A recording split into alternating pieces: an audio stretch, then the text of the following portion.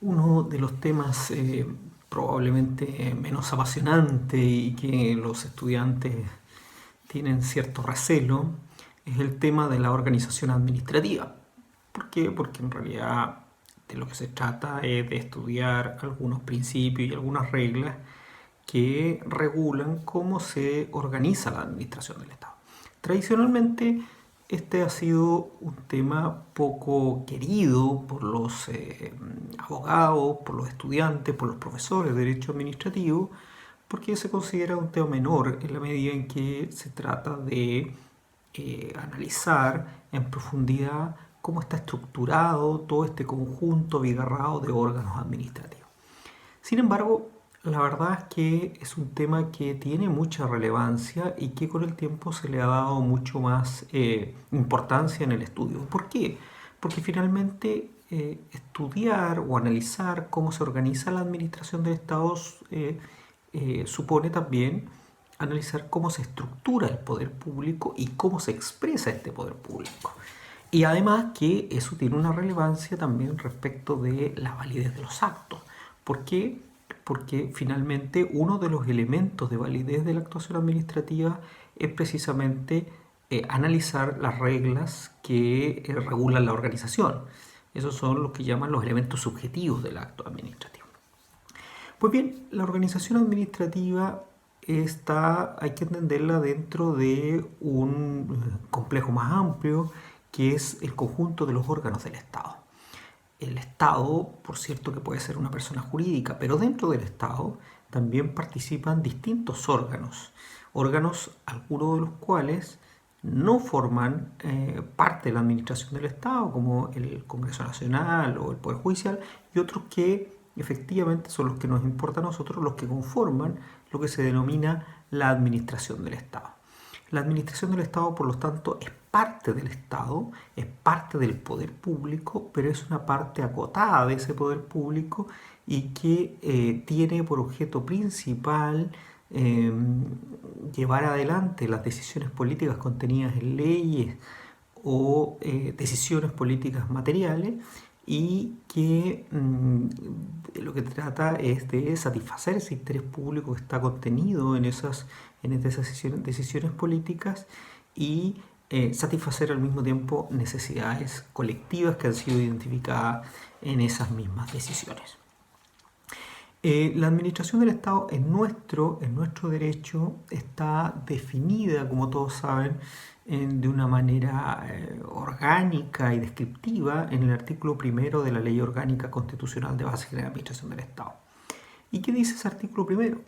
Dice que la administración de Estado estará constituida por los ministerios, intendencias y gobernaciones y demás servicios públicos creados para el cumplimiento de la función administrativa. E incluye dentro de esos servicios públicos que están creados para satisfacer esta función, para cumplir esta función administrativa, una serie de órganos a vía ejemplar como el Banco Central, las Fuerzas Armadas, las Fuerzas de Seguridad, las municipalidades, los gobiernos regionales, eh, las empresas del Estado, el Consejo para la Transparencia también dentro de esa enumeración. Ahora bien, ¿qué importancia tiene esta definición de este artículo primero? Bueno, la importancia fundamental es que nos da una descripción general de lo que se entiende por administración del Estado y esta definición es recogida en otras normas como precisamente una definición clave para entender el ámbito de aplicación del derecho administrativo. Así, la ley de base de procedimiento administrativo, por ejemplo, o la ley de contrato de suministro, recurren precisamente a esta definición del artículo primero de la Ley Orgánica Constitucional de Base General de Administración del Estado. Ahora, en nuestro derecho hay que entender que administración del Estado y administración de los públicas son sinónimos. Y esto es una cuestión reciente, a partir de una sentencia del Tribunal Constitucional del año 86, porque antes de esto efectivamente no eran sinónimos. Pero hoy día hay que entenderlos como sinónimos, por lo tanto se pueden utilizar indistintamente ambas locuciones. Ahora bien, esta administración del Estado está compuesta por distintos tipos de órganos, una tipología muy amplia que reconoce nuestro ordenamiento, y como comisiones, consejos, superintendencias, fiscalías y una amplia variedad. Y esa variedad ha tratado de alguna manera de ser organizada ser regulada en la Ley Orgánica Constitucional de Base General de Administración del Estado, particularmente en el título segundo de esta ley. En relación a los principios que estructuran o inspiran la organización administrativa, la verdad es que hay una amplia variedad de principios en esta materia. Y para estos efectos solo vamos a destacar tres que son muy fundamentales dentro de la organización administrativa, que son el principio de competencia, el principio de jerarquía, que también combina con el principio de supervigilancia, como vamos a ver, y el principio de control como un elemento más residual. En primer lugar, el principio de competencia. Bueno, la competencia es un principio y una regla fundamental en materia de organización administrativa. Es la que marca el ámbito de actuación de la organización administrativa y que determina o que tiene un impacto fundamental en la determinación de la validez de un acto administrativo. ¿No? Es uno de los elementos subjetivos de la actuación administrativa, del acto administrativo, y que está reconocido en nuestro ordenamiento jurídico en el artículo 7º de la Constitución y en el 2º de la Ley Orgánica Constitucional de Base General de Administración del Estado. La competencia es definida habitualmente como la medida de la potestad pública, es decir, aquella parte de la potestad pública que se le atribuye a un órgano administrativo. Y se le atribuye por la ley, básicamente, porque es el legislador el que determina cuál es el ámbito competencial que tiene una organización administrativa de acuerdo al interés público específico que le ha sido atribuida dentro de su órbita competencial. Dentro de esa delimitación de competencia, normalmente se reconocen tres elementos clave: la materia, el territorio y el tiempo. Desde luego, dentro de estos tres elementos, el elemento más fundamental es la materia. La materia porque determina cuál es el ámbito de actuación que tiene un órgano administrativo. Así, por ejemplo, cuando se define o cuando se crea un órgano, como por ejemplo la Dirección del Trabajo, bueno, la Dirección del Trabajo es un órgano administrativo que está definido, tiene un ámbito material específico, que es el cumplimiento, la supervigilancia y el control del cumplimiento de las normas laborales y previsionales. Ahí tiene un ámbito de competencia material muy específico.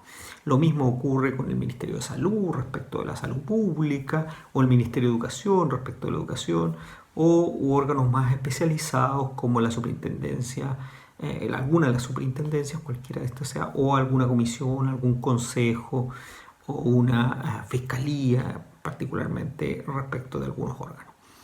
Ahora bien, esta competencia entonces es una cuestión que delimita el legislador. Sin embargo, hay dos técnicas que de alguna manera significan una cierta posibilidad de distribuir competencias dentro de la organización administrativa. Y básicamente son la desconcentración y la delegación. Es cierto que dentro de la delegación hay dos delegaciones, que es la delegación propiamente tal y la delegación de firma, pero todas estas fórmulas son fórmulas que de alguna manera hacen una flexibilidad o generan una cierta flexibilidad a la delimitación competencial que establece la ley. Un segundo principio muy relevante decíamos que es el de jerarquía. El de jerarquía, que es el principio que estructura o que organiza gran parte de la administración del Estado. Históricamente, todos los órganos administrativos tienen una relación de jerarquía con el jefe superior de la administración, que en nuestro caso sería el presidente de la República. Sin embargo, y por lo tanto, la jerarquía sería el principio que estructura toda la administración del Estado. Sin embargo, con el correr del tiempo, y particularmente en el caso chileno, en el siglo XX, desde el principio del siglo XX, se ha ido también configurando una organización administrativa descentralizada, donde ya no hay una relación de jerarquía con el presidente de la República, sino que ha sido una relación de tutela-supervigilancia. Jerarquía y tutela-supervigilancia son dos técnicas distintas que estructuran un principio fundamental de relación dentro de los órganos administrativos y que obedecen a mecanismos distintos y que tienen expresiones distintas. Por último, hay que hacer una pequeña mención al principio de control, que es el que permite que todos estos órganos administrativos estén sometidos a algún sistema de control, sea administrativo interno o externo, y finalmente un control jurisdiccional. Un tercer tema relevante en materia de organización administrativa es el de la personificación jurídica de los órganos administrativos. Es cierto que la organización administrativa o que la administración del Estado está constituida por un conjunto de órganos, como ya lo hemos señalado y lo hemos visto, pero también está configurado por un conjunto de personas jurídicas de derecho público. Es decir, es un conjunto de órganos, pero también es un complejo de personas jurídicas. La personificación jurídica es, como sabe, la persona jurídica es una teoría. La teoría de la persona jurídica es una teoría que viene de la época medieval y que básicamente del derecho canónico, y que lo que pretende es establecer una cierta relación impersonal entre la organización y aquellos que detentan el poder en esa organización, y donde por lo tanto los efectos jurídicos de los actos de un jerarca o autoridad se radican en una persona ficticia distinta de esa persona natural que actúa en nombre del órgano. Esta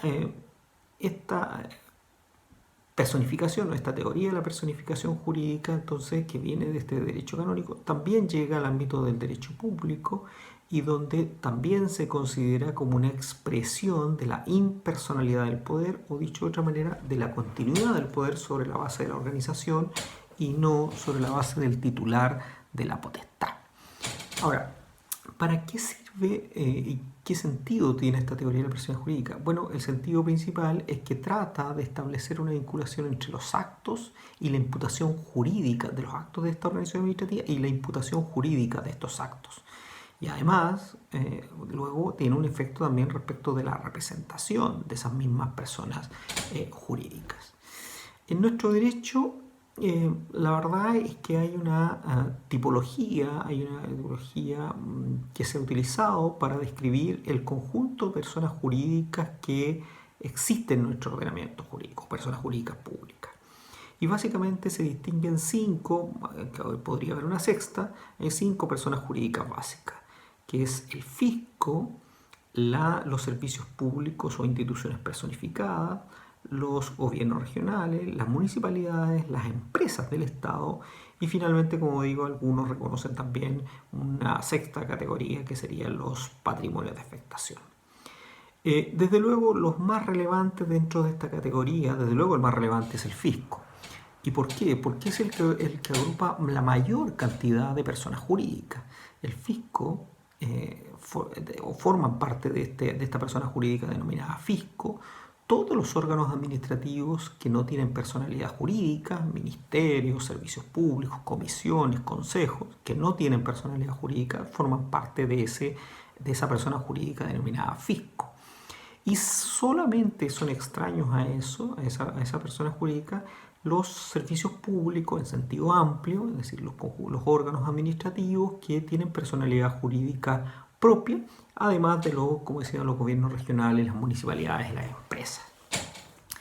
Esta gran persona jurídica, que es el fisco, que agrupa, como digo, a muchos órganos, ministerios, servicios públicos, esta gran persona jurídica también incluye a órganos que son ajenos a la administración del Estado, como por ejemplo el Congreso Nacional, los tribunales de justicia, el Tribunal Constitucional, son también parte de esta persona jurídica o quedan bajo la cobertura de la persona jurídica denominada fisco, aunque, como es evidente, no son parte de la administración del Estado.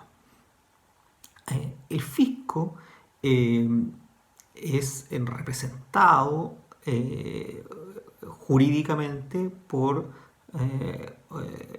hay una distinción entre representación extrajudicial y representación judicial. La representación extrajudicial del fisco la realiza el presidente de la República o los funcionarios que designe para su representación, además de la representación que le recae respecto de los jefes de los servicios no personificados.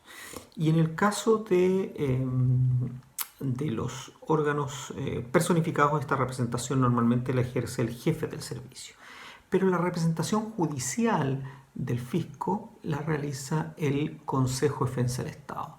Esta organización, que también tiene personalidad jurídica propia, que representa al fisco en todos los juicios, pero también representa a veces a otros órganos que son ajenos al fisco, que tienen personalidad jurídica, a requerimiento de esta y con aceptación del propio Consejo de Defensa del Estado.